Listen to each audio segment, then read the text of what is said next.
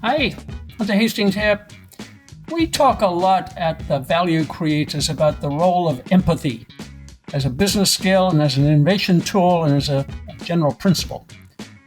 We also talk about the role of love. And today we're thrilled to have Stephen Sakach, who's a pioneer in empathic AI and marketing. He's the founder and CEO of the Zero Company. He's got 3 decades of experience in digital media and journalism and human consciousness studies, which we'll learn about. He is redefining how brands connect with people through an ethos and a system he calls BLISS, build love into scalable systems. He turns his insights into action. He helps businesses from Fortune 500s to startups. He creates authentic, purpose-driven connections.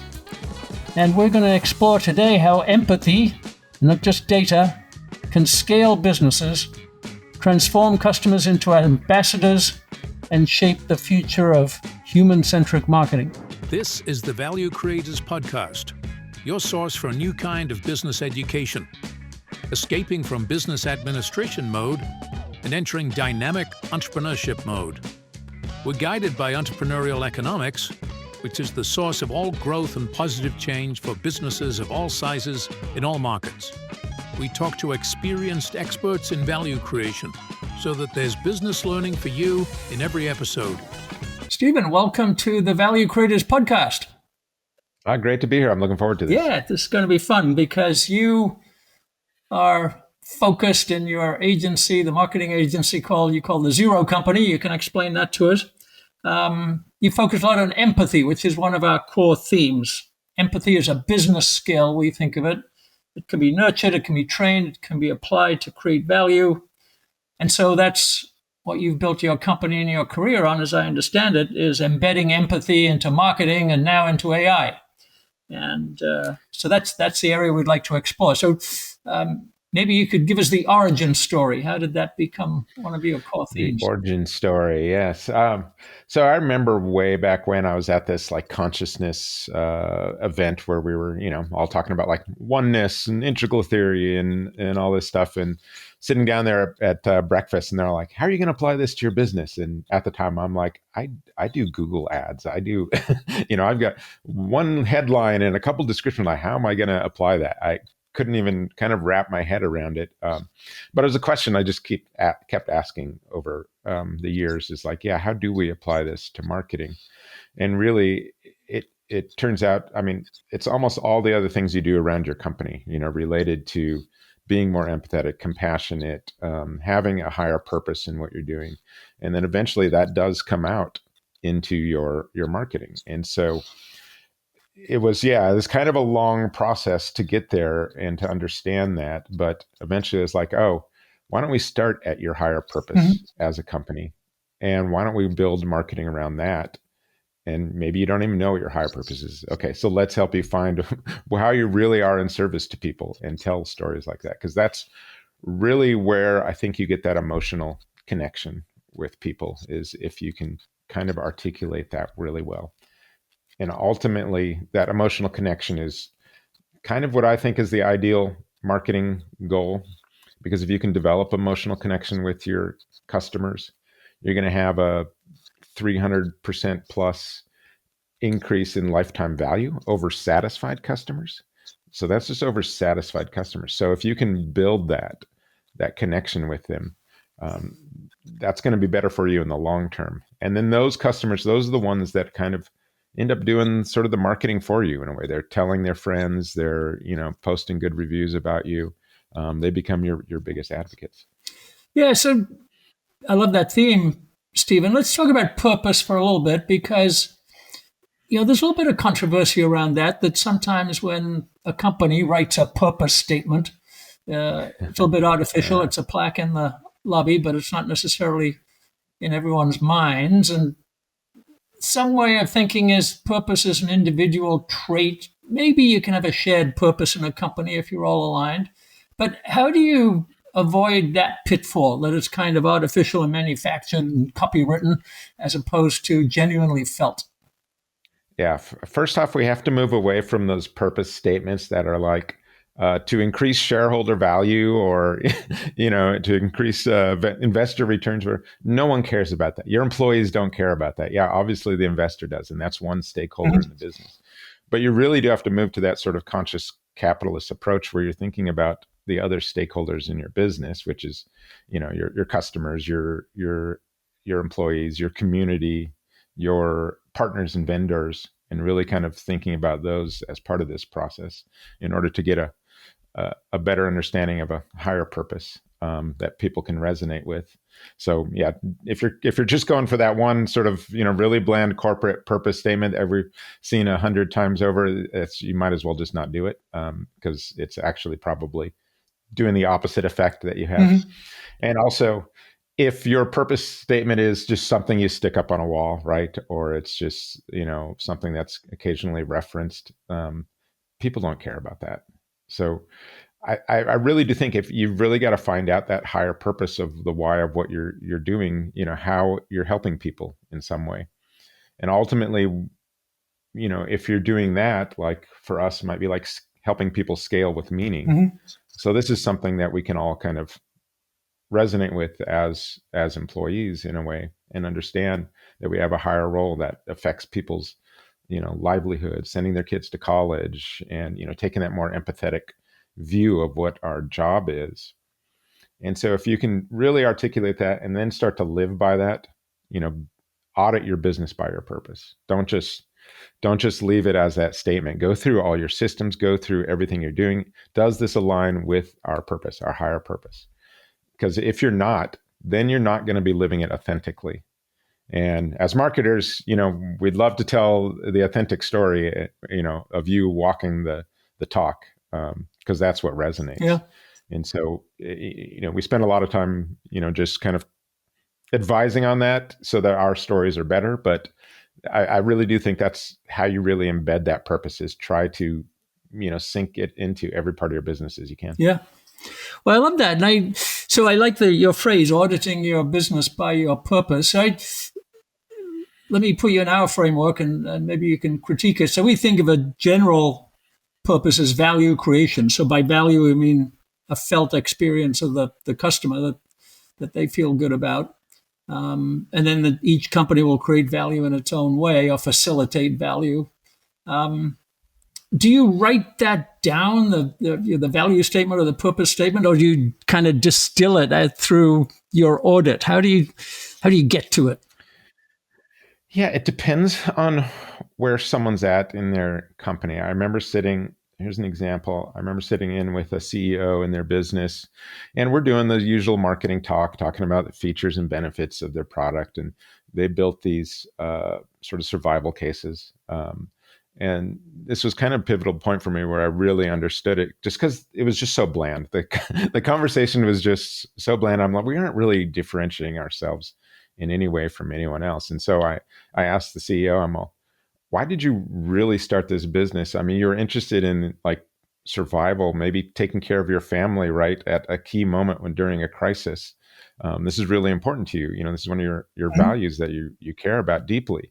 And he said, yeah. And I could see the light bulb going off in his head right then, because this is the story we want to tell, is something that is just, you hold so close to you because it's one of your core values of taking care. So why don't we shift our conversation to that and start there? And so we kind of had to articulate that, first, because it was never really, like a lot of people, it's never really been articulated. You're just, hey, this is what we do. This is the product. These are the features and benefits. Well, it's like, well, why? Well, why are we really doing this?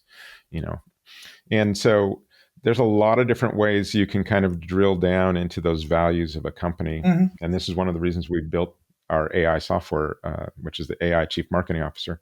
One of the first things you do is go through this sort of purpose exercise where we're asking you about, some of these values and things that you care about as a company, and maybe you've never really articulated into a purpose statement in some way. Because all we want ultimately is at least some guide rails on this higher purpose, because then that allows us the stories come to life. Then we can start seeing the stories we can tell, versus just talking about, this is made out of this material and it lasts 10 years, blah, blah, blah. That's a very dry story, versus, and the juicy stuff, the stuff with substance there is around some of those values if we can pull them out. Yeah. Well, so I want to get to aiCMO in a second, but one of the points that you have made, and I'd love to understand this, is that we think of empathy sometimes as an interpersonal exchange. You can be empathic or not very empathic, but you've got the idea of, if you get this right, it's scalable. You've mentioned that scale before. You have an acronym. I don't really still use it. BLISS, build love into scalable systems, which is use it every week. Okay, good. So we encourage this idea of getting love into the thinking about value creation. So tell us about that practically. This building love into scalable systems. How would a company do that? Yeah, I think when you're evolving as a company, you kind of hit some of these stages. And one of them is when you get to that scale stage, that growth stage, you then start to build systems to help you handle that. And this is a lot of times where culture gets lost or run over, or where the machinery of business just consumes everything. And you end up with this kind of soul-sucking machine if you haven't really thought about compassion and empathy as you're scaling and you're going through this process.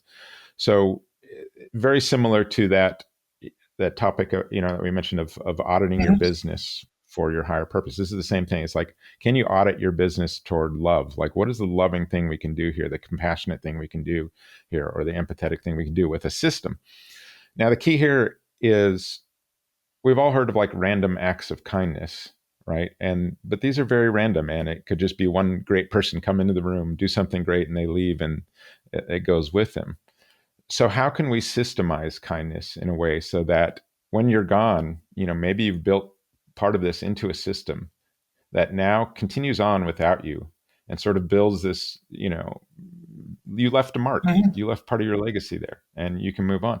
And it prompts us as humans to be better humans, to be kinder humans in this system. So I think if we really start to think about that and just continually asking ourselves, how can we build love? How can we build compassion or empathy into this part of our business? You come up with some very creative, ideas and things you haven't thought about before. Yeah. And really, again, for us, if we step back and we think about, is this profitable? Absolutely, this is a profitable thing to do, because you're building that emotional connection with your customers, with your employees. When you take an empathetic approach, your churn goes down, your retention goes up, so you're saving money there. So there's all kinds of ROI on all this. If you don't think it's the right thing to do, it's certainly, if you look up empathy in some part of your business and stats related to it, you're going to find that it's usually a more profitable approach to take this sort of empathetic approach. So I have a nitty-gritty question here, Stephen. We think a lot about, you talked about alignment and flow and culture, and we look for barriers to that, what's getting in the way, and we remove them. What I heard you just say, I think, is additive. Where can I add empathy? Where can I add love? So is that a better way to think of it? I'm adding and making better? Yeah, I think so too. If you're adding to it, you're trying to connect people, in a way. You're trying to, connection is always a goal. And that's one of the things we say a lot is connection is a goal in some way or another.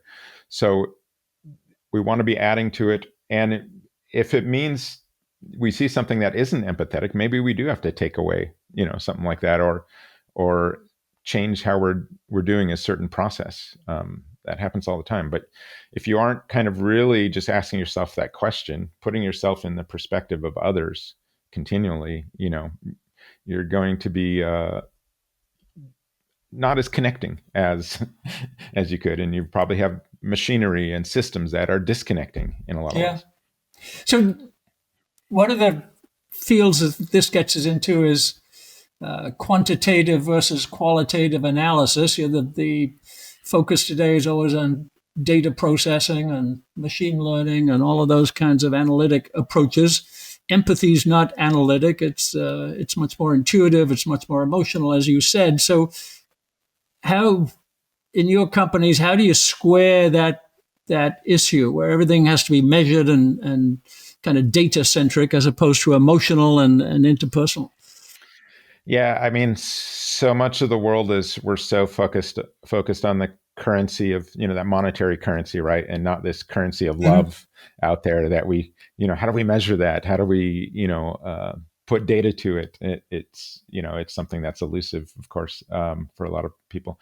But there are attempts and approaches to that. You see things like triple bottom line approach, or where we're talking about, focusing on, hey, not just profit, but people, planet, and maybe your purpose. What stats are related to those in a way? And so in some ways, those are kind of empathetic stats in some way when you're thinking about, the planet, how much waste we reduced, or, the different initiatives you might have had. You can kind of apply some data to that, but you do have to be asking those questions to begin with. You can't just be focusing on the profit stats alone. For some of that, you have to focus on our people, our retention rates or things like that can be really empathetic, kind of an indicator of the level of empathy that you may have in your organization. So there are ways to do it. You have to expand your focus though. So let's talk about the operator here. We've been talking about the concept of empathy. You've identified the conscious entrepreneur. So there's a lot of queries there, Stephen. So we like the idea of the entrepreneur. We think of the entrepreneur as the pursuer of value. He understands what value is to customers, which is emotional and subjective, and therefore the entrepreneur has empathy. How do you think of the entrepreneur? Well, I certainly grew up in the entrepreneurial family. So it's always just kind of been in my DNA. There was like the recession in the 80s. My mother and my father came home on the same day and they had lost their jobs on the same day. And so my mother started 3 businesses from the house. My father just, he was a computer programmer. He knew how to house paint, so he could go house paint. They were trying to pay the bills for the 4 kids they've got to raise in there. So I certainly, have always had that fondness for entrepreneurial spirit, just seeing it firsthand. So,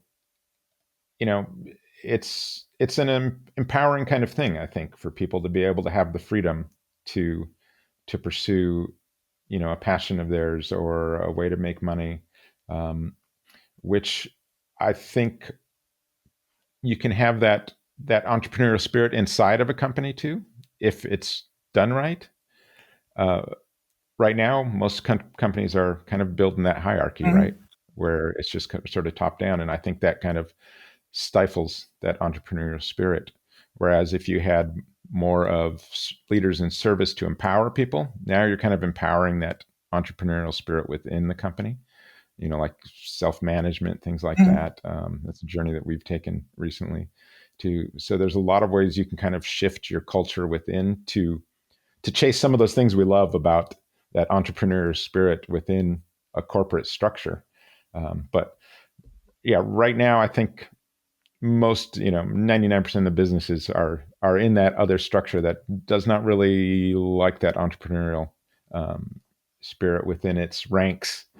We're delighted to announce the Value Creators online course. For entrepreneurs in every kind of business, big, small, or medium, at every stage, in every industry, our course provides the foundations and principles on which to build success. Simple, clear purpose and principles give rise to creativity, innovation, and competitively superior business action. There are 11 foundational principles or mental models that together cohere into the value business model. Principles for value generation, principles for value operations, principles for value finance and accounting, and principles for value sustainability, as well as the new knowledge accumulation you'll need for continuous innovation. These principles are delivered by top business professors from top business schools: Mark Packard, Per Byland, Gordon Miller, David Rapp, and Bart Vanderhagen. You'll find video lessons from them, along with downloadable tools, processes, and other valuable content. Master these lessons, and you'll master the most important skill in business: value creation. go to thevaluecreators.com and click the course link. Yeah, so I'd like to stay there a little bit because it's a big challenge. How do we value the entrepreneurial mindset, as you say? It creates value for customers, but it seems to be absent or repressed in the big corporations. And through your method of scaling empathy, how would you see a big corporation kind of adopting the entrepreneurial mindset? And I sparked when you said self-management because we believe in that concept a lot. So maybe tell us how you did self-management at the Zero company, and then maybe how you would get that idea into the giant corporation. Yeah, and I think so. For us, on that first part, yeah, it was. I've always said, hey, if something goes wrong or it's my fault at the company, it's like I didn't have someone trained enough. I didn't have someone prepared for this. So it was always sort of a, for me, a view wasn't really a top-down view, but like a bottom-up. Like, how can I help you people, shine and be as good as you can possibly be? And so, yeah, we eventually kind of shifted to that structure of that self-managed structure where we've got like pods, and now they've got their own little P&Ls. They're running things like their own business. And suddenly we've seen people step into leadership roles that we hadn't before. We've seen them work together in ways that we haven't before. And it's like, hey, I really love this thing. You see them pursuing that passion that they had before. And so as long as you have like accountability in some sort of way, you can give a lot of freedom out in that structure, I think. And so we're still in the middle of that journey, but it's been great for us so far. And just seeing people kind of come alive even more with their work has been amazing. And I think on the corporate side, so much of that starts with, I think, needing empathetic leadership in there for sure. I mean, you got to have people with EQ running things, or you're gonna, whatever efforts you try and take in this area may kind of fall short if you're not helping the leadership first. I think understand kind of the higher goals here of empathy and emotional intelligence in their leadership skills. So I would say for sure you got to start there. I think HR departments at some point will be more like employee wholeness departments at some point in the future, where they're thinking about the whole employee and their growth and things like that. So that's a movement that's going to happen for sure at some point. Yeah, I like that thought because one of the great barriers to all of this in the big corporation, realistically, is the bureaucracy, and HR is the ultimate bureaucracy usually. In fact, we get angry at the concept of business administration as an MBA, because administration and the bureaucracy it takes to implement that is the opposite of empathy in many cases. So would your empathic corporation have bureaucracy? It's so bad at times. It's like if we look at the stats, 21% of employees worldwide are not engaged or are engaged. 21%, only 20%. Yes. So that means 4 out of 5 are not engaged. Right. Every day they go to work, hour after hour, day after day, week after week, they're not engaged. We are failing them horribly. And like you said, it's like these bureaucracies, this machinery that's just kind of soulless. This is what's kind of sucking the life and the engagement out of them. And it doesn't have to be that way, because there are conscious companies that are very, very profitable that have shown you can have empathy in the way you do things and crush it, at the same time profitably. So, it's just a huge problem. You said that whole bureaucracy is just grinding people and spitting them out. It's there's a movement against it, as you say. So let's hope the movement and the movement. This is inevitable. If we look at like consciousness is growing because of its ability to take on perspectives, to empathize, to love, right? If we look at how we've growing over the centuries, it's all toward this gravity of love. And so businesses that are running this way, and haven't moved to that more postmodern conscious capitalist approach yet, it's just inevitable that the gravity of people are going to pull them toward that. Business consciousness will follow, kicking and screaming, but Mm-hmm. it will follow there because we've done so much work, right, to raise consciousness. Our generations have done that work. The younger generations, though, the gravity of what we've done before, they come up to that level so fast now that they're already reaching higher stages of consciousness in their process. And they're coming into work looking for meaning, right? They're willing to take less pay if they find something more meaningful. So they've got values already that took, if you're talking 100 years ago, that just didn't really kind of come to play in the workforce. But now it's like very, very important. So it's just inevitable. It's a matter of time. And, I just don't think you're going to deny the gravity of love in the workplace. Whether it happens 5, 10 years, 100 years from Yeah, now, it's just the future. So. I love that thinking. Well, you'd mentioned AI, and you have launched, I've got to get it right, aiCMO or CMO AI. You tell us about it anyway. And Yeah. on the general theme, people are skeptical about AI and empathy going together. So tell us about your service and your invention, and put it in the context of what we've been talking about. Yeah. So as part of kind of that BLISS approach, how can we scale love and systemize that in a way? We were like, well, why don't we build a chief marketing officer the way we want it, that comes from this higher consciousness place of love and empathy and compassion. And so we started out doing that over 2 years ago, working on that process. And so really it's an extension of kind of the process that we've worked with over time and trying to scale that. And yeah, you're asking, AI and empathy, does that really jive? In some ways,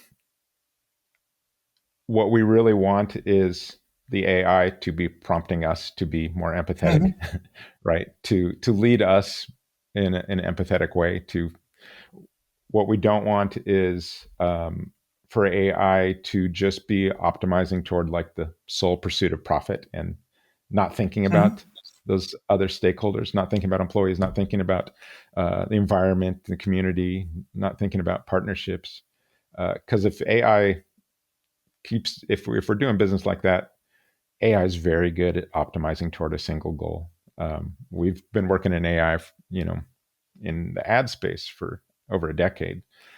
And if your goal is off, AI is going to optimize toward a bad goal, and it'll be really good at optimizing toward a bad goal. So if you think about the bigger picture of society, if we aren't putting in guide rails for AI for the foundation of its work to help people and to optimize, and those foundational principles aren't empathetic, then I think we're in a lot of trouble. So this is kind of one way for us to rather kind of an artful attempt to sneak into companies and think about a purpose, a higher purpose that you do, and using AI to prompt you to be more empathetic, more compassionate, tell better stories, use your ad spend for good and profit at the same time versus more noise, versus all the problems we see with social media, right? We're just constantly bombarded by ideal images of what, men and women are supposed to look like, constantly bombarded by noise and things. And this is just creating more and more new problems for society that we haven't had to deal with on scale in the past. And so AI, it's going to amplify things, and we want it to amplify good. We don't want it to amplify new problems in a way. So that was really kind of, as far as the core behind what we're doing, that's kind of the seed of everything that we're trying to plant here. So there's a concept in AI that they call training, exposing it to a lot of data so it can develop that worldview and that capacity that you talked about. How did you train your AI on empathy? What's the secret? Well, in our particular area, we've got this massive document, I don't know, 500 pages long, of just really empathetic, emotionally connecting advertising, stuff that is, we would call, compassionate kind of thing, so that we can give it good examples of what we think. These are all a lot of them just very viral ads too. So they've connected with people, very emotionally connecting ads. So we've used that as, AI wants examples of the kind of thinking that we want. We've used that. We've built tools though that are empathy related. So we've got like a customer journey tool where it goes deeper and looks at the emotions of the customer at each stage. And AI is great at customizing it for every business, which is really its advantage, is that personalization toward whatever your business is. So one of the places you start with is you're kind of looking at these different emotions and how they're affecting your customers. And there are 31 emotion clusters related to, good and bad that AI can kind of understand in a way. And in that advertising process, there are 17 consumption emotions. So that's when you're using the the product, or you're experiencing the service in some way. There are positive and negative consumption emotions. So we've got a tool in there to help you come up with surprise and delight marketing ideas, which are positive consumption experience marketing ideas. And those are the things, those unexpected things that surprise you and you enjoy, that build that kind of emotional connection with the company. So layering these different aspects of these empathetic exercises into the tool, I think really helps pull out what should be, very empathetic, emotionally connecting stories that you can kind of market around. So can you share a use case with us, either conceptual or one that you can actually share about how a company might use your aiCMO? Yeah, so we've got, the interesting thing about us is that we've got really we're an agency, a digital marketing agency. So they're almost like our lab in a way where we're developing this. We've got people in the trenches, professionals, constantly kind of using the tool for different parts of what they do.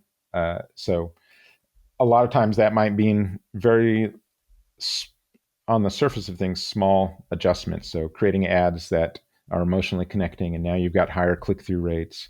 I'm constantly seeing these things coming through. Hey, we just tested this. It had a 52% higher click-through rate than our control ads because we use the aiCMO. We saw one that was, I think it was like 54% return on ad spend, and that was a huge jump just with using the tool. And so it's got a lot in it. So it just depends on the area that you're working on. So for instance, kind of the process I can kind of walk you through real quick is, once we've defined that purpose and we looked at your site, we kind of understand your brand voice. It does that automatically. We look at how to differentiate you. And we've got all these guide rails kind of set up. And then we have this campaign lab where it comes in to create some creative ideas for you. And then you can take one of those creative ideas and you can say, hey, I need a blog article. I need 2 different emails. I need a social ad. I need Google search ads. And I need an ad for Twitter and Reddit. Create it now. And so it'll take that campaign and it'll just crank through it. So this is one of the great things, is that whole process could have taken you a week previously. And so our AI is going to do that in like just a few minutes, 5 minutes, and bring it back and differentiate you the way we want, with that purpose. The other part of it is we've taken 100 different expert techniques and applied them to any of these areas, and put them in plain language so you don't have to understand, the complicated things. Because as a marketer, I don't even know, like off the top of my head, I couldn't tell you 100 different expert techniques, but going through there, we're kind of prompting you, hey, would you like this approach, making it real simple. My mom's 84 years old. She uses it. We've made sure she can kind of go through there and understand everything into it. So what I'm amazed at continually is the wows I get from people in different parts of this process. And I love the ones around that higher purpose, when we're taking them through that purpose builder exercise. And this is the first time they've really articulated a purpose or seen it. And they've got all these different options they can choose from and edit. That's always my favorite, because they're like, oh, yes, this is what we're about. is that light bulb going off? And that's kind of the foundation for the tool, I think. There's kind of a paradox there. One of my peeves about digital marketing and the direction it's developed in, Stephen, is that it's become very quantitative and numeric. You mentioned click-through rate, so it's that's a Yeah, I can numerical get into all measure. that. You're deriving something from that. You're saying the click-through rate went up because the empathy was greater. But is digital marketing able to make that shift from numbers to empathy signals?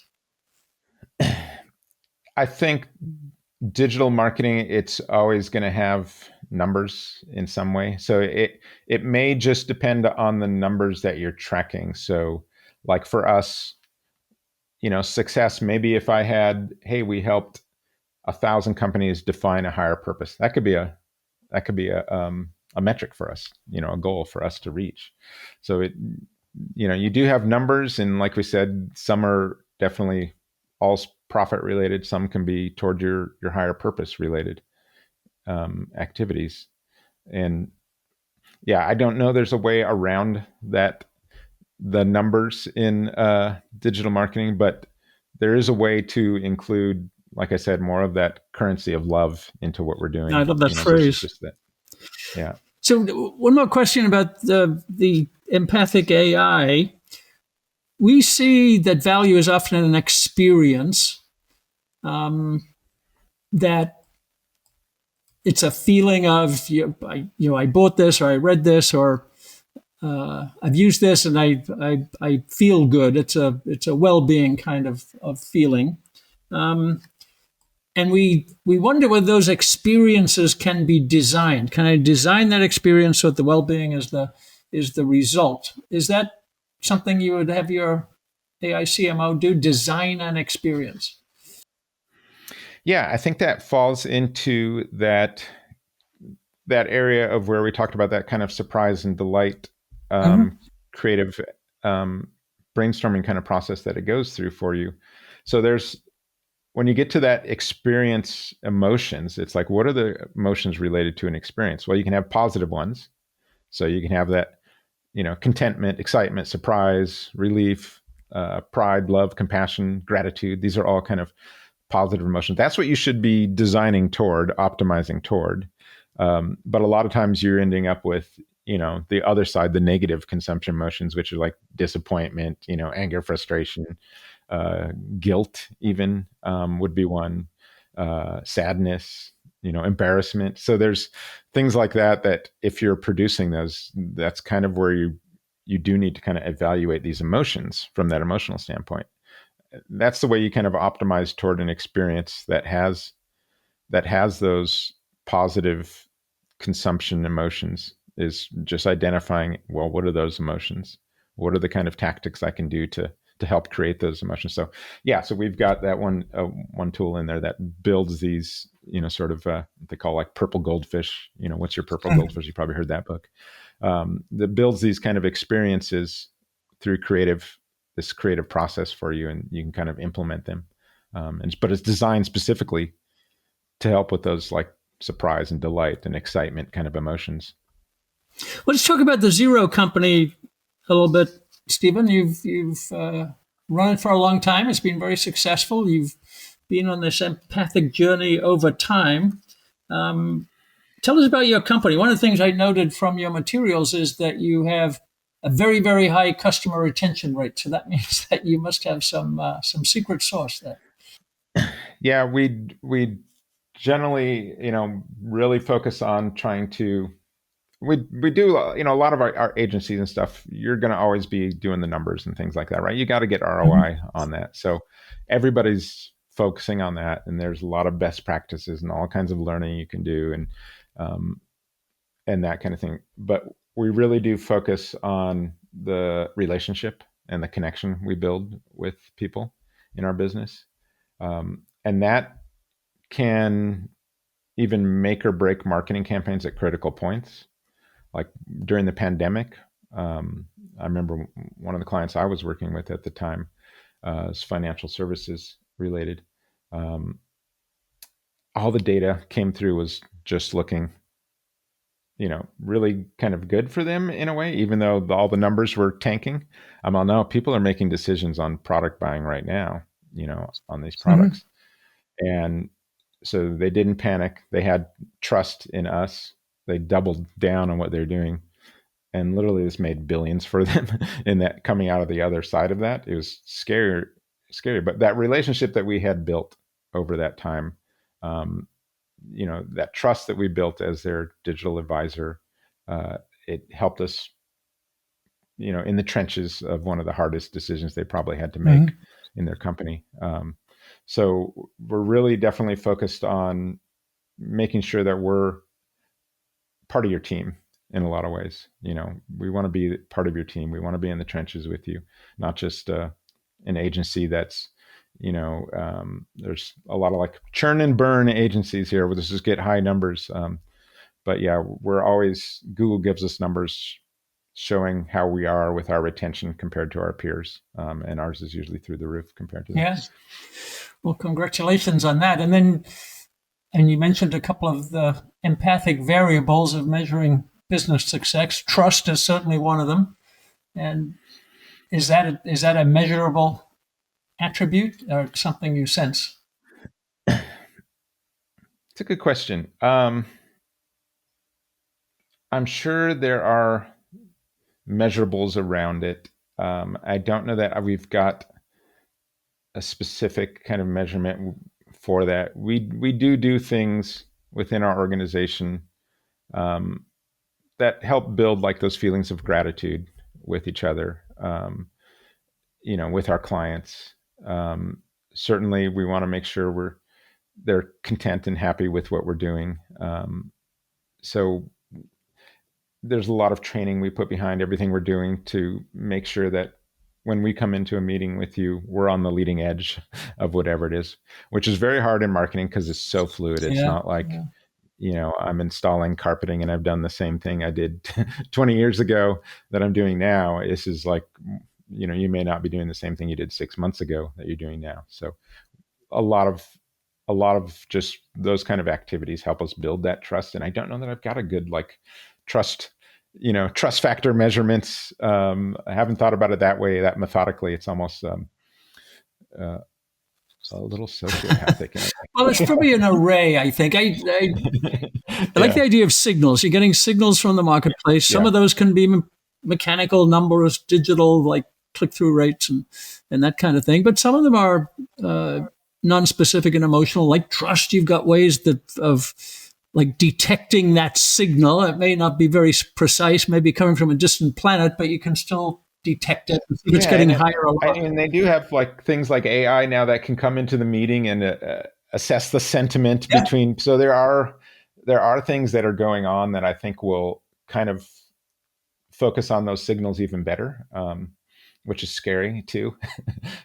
Well, maybe. AI is going to be very scary at how manipulative and intelligent it can be. We're just dipping our toes in right now, Yeah. so I like. we need good foundation of putting good and love and compassion into the AI because otherwise, who knows Yeah. what it's going to convince us to do. Well, I like the old expression. You don't hear it so much more as you used to, but that AI will know you better than you know yourself, which is part of that Uh, concept, right? It's got more signals to look at. It's true. And we've known this for a while too with advertising. Just on some of the signals, you can almost predict what someone's going to be doing next in their life sometimes with these different things that they're doing. And so it's like, hey, this person is probably going to be in the market for, um, this type of product or something like that. And that's something that they've really worked on Yeah, for over yeah, a yeah. decade plus. Predictive modeling, kind of. Yeah, predictive modeling. What's scary to me is like I had a friend of mine who is like dealing with trying to buy a new car, and he's asking the AI, hey, here's all the emotions that I'm kind of feeling. And the AI it was like the best car salesman you've ever seen for this. It was very trustworthy, and it dealt with his emotions in a way that I was just like, oh wow, this is almost scary because I'm convinced to buy that car the way that it went through that process. There was this study that I think it's University of Zurich did on Reddit, where they went on there recently, and they looked at how persuasive AI could be. They kind of got into trouble for this because people didn't like it after they found out about it. But they went into these places to try to change people's minds, and AI was 6 times more persuasive than a human. And to me, like, we're barely scratching the surface with AI right now, and it's 6 times more persuasive than a human. Just imagine 5 years from now, it's going to be inside our heads and thinking and knowing what we're thinking next and coming at it from all kinds of ways. It's a little bit frightening. So let's make sure we're putting good into its overall goals. Well, let's just go there, Stephen, as a kind of final review, and go to 5 years from now or 10 years from now and do it in your positive, we're going to have more empathy and more love. What's the positive version of that? I mean, we talk about AI being ambient. It's going to be everywhere. It's not just in our phone or Alexa, but it's just all around us. I do have a good positive. How are we going to deal with it? How are we going to interact? How do you see that in a positive sense? I think, like, right now, so consciousness, we all saw kind of during the 60s, it had this movement of where there's a lot of turmoil. And this is because consciousness was shifting from modern to postmodern consciousness. And right now, going from postmodern to what's after that, it's almost at a tipping point, and we're not quite there yet. We just need more people thinking more empathetically and with empathetic systems kind of minds. I think AI is going to have kind of the gravity to lead us there much quicker than we thought, because if we're already seeing it being pretty good at doing some of that right now. And I think it's even like, you see people, it's kind of coaching them in some ways and helping them be better people. It's not great because it's kind of a little sycophant at sometimes right now, which can cause a lot of problems. But I think it will help consciousness, the gravity of consciousness, kind of evolve to that higher place a little bit better, because I think foundationally, that's where everyone wants us to be at some point or another. It's that loving place, and that's where gravity is going. And so I think 5 years from now, we could very well, 5-10 years from now, see it shift consciousness just enough so we have that tipping point to where now it's affecting things like systems and, building compassion and stuff more at scale. So I am optimistic about that. I love it. And you said, use the word earlier in the interview, inevitable. That's inevitable. So it is. It's inevitable. I like it. People are going to go kicking and screaming and going to be very rigid about love in some ways, and it's just going to find its way around it. It's just that's evolution. It's not pretty at times, but if you step back, it is beautiful. Well, let's leave it there. We'll link to the Zero Company on our site. And is there any other way that you like people to get in touch with you on LinkedIn or anything? Yeah, check out aiCMO.io. Yeah. That's our AI platform. We also twice a week, I ask business leaders, what role does love play in their business, on our BLISS business podcast. So they could check that out too, if they're interested. Okay. It's a fun conversation because we get to talk about love in business. As you know, it's not, it's a 4-letter word that's not often talked about, but we have a lot of guests that we make sure they talk about. Tell me again the name of the podcast. The BLISS business podcast. Okay. We will make that link. Well, Stephen, thank you. I love your approach and your methods and your optimism and your incorporation of love and empathy. So thank you for all you do.